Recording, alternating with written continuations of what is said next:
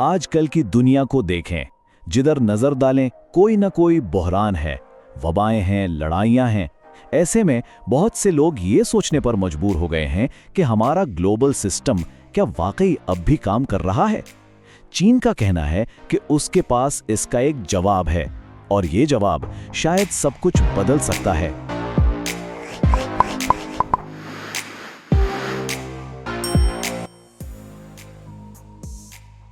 ये बात आजकल की हालत पर बिल्कुल फिट बैठती है।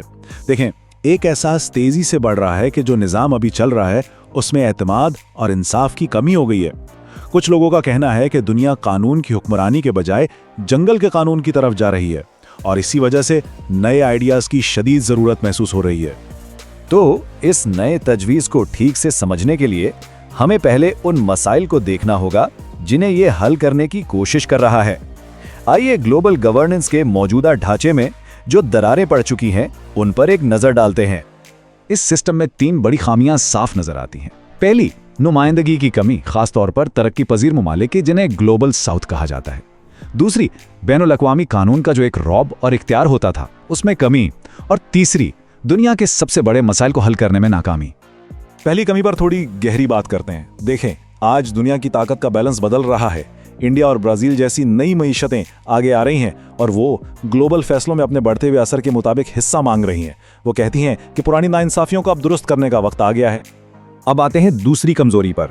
जो यूनाइटेड नेशंस चार्टर के उसूल हैं उन पर ठीक से अमल नहीं हो रहा। सिक्योरिटी काउंसिल की रेजोल्यूशंस को चैलेंज किया जाता है। एक तरफ से पाबंदियां लगा दी जाती हैं जो इंटरनेशनल लॉ के खिलाफ हैं। तो सवाल ये उठता है कि फिर ऐसे कावानीन का फायदा ही क्या जो सब पर एक जैसे लागू ना हो। और तीसरी कमी, जिसे हम इफेक्टिवनेस गैप कह सकते हैं, मतलब सिस्टम काम ही नहीं कर रहा। यूएन का 2030 सस्टेनेबल डेवलपमेंट एजेंडा अपने हदफ से बहुत पीछे है। क्लाइमेट चेंज और डिजिटल डिवाइड जैसे खतरे और भी संगीन हो रहे हैं, और एआई, साइबर स्पेस और आउटर स्पेस जैसे नए मैदानों में तो कोई कवायद और ज़वाबित हैं ही नहीं। सिस्टम में बढ़ती हुई इन्हीं दरारों के जवाब में चाइना ने एक ग्लोबल गवर्नेंस इनिशिएटिव यानी GGI पेश किया है। ये सीधा सीधा इन खामियों को दूर करने की एक कोशिश है। तो आखिर ये ग्लोबल गवर्नेंस इनिशिएटिव है क्या चीज़? इसे समझने के लिए इसे चीन का एक नया ब्लूप्रिंट समझें, एक ज़्यादा इंसाफ पसंद और बराबरी पर मबनी ग्लोबल सिस्टम के लिए। लेकिन यहाँ ये बात बहुत ज़रूरी है कि इसका मकसद मौजूदा निज़ाम को ख़त्म करना नहीं, बल्कि पार्टनरशिप और बाहमी एहतराम की बुनियाद पर इसमें इस्लाह करना और इसे बेहतर बनाना है।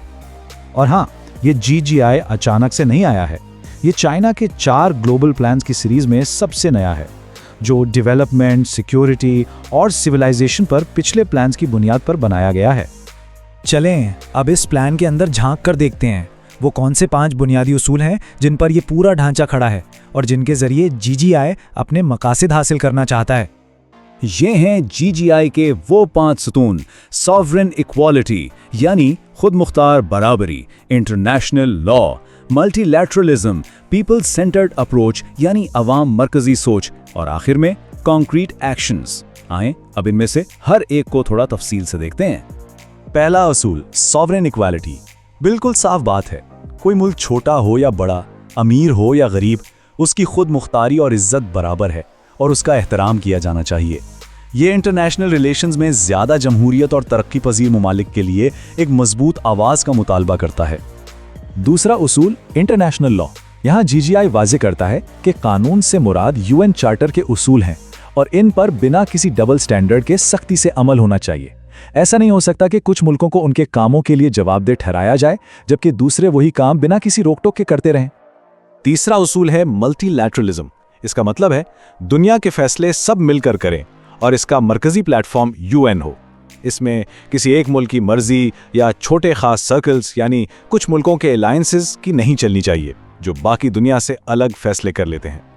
चौथा उसूल, पीपल सेंटर्ड अप्रोच यानी ग्लोबल सिस्टम का आखिरी मकसद क्या है? आम इंसान की बेहतरी।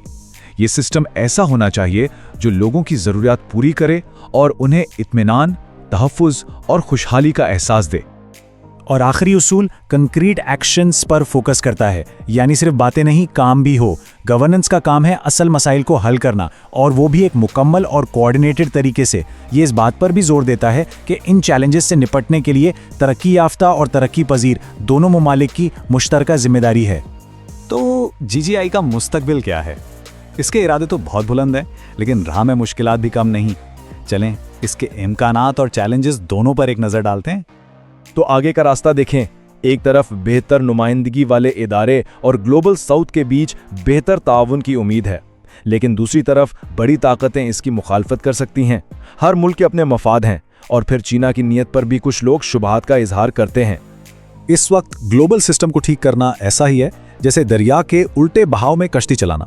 या तो आप आगे बढ़ेंगे या फिर पीछे ढकेल दिए जाएंगे, बीच का कोई रास्ता नहीं है। तो अगर इस पूरी बहस का निचोड़ निकाला जाए तो जीजीआई दरअसल दुनिया का खोया हुआ एतमाद वापस लाने की एक कोशिश है। उस जुमूद को तोड़ना है जिसने सालों से इंटरनेशनल सिस्टम को जकड़ रखा है। ये इंसाफ और तवाजुन को फिर से कायम करने के लिए एक ग्लोबल गुफ्तगू की दावत है। और आखिर में हम इस बुनियादी सवाल पर आ रुकते हैं, क्या दुनिया के मुल्क गलबे और बर्तरी की सोच से निकलकर एक ऐसी बराबरी की साझेदारी की तरफ जा सकते हैं जो सबके लिए एक मुश्तरका मुस्तकबिल बनाए? इसी सवाल के जवाब में दुनिया के मुश्तरका मुस्तकबिल का राज छुपा है।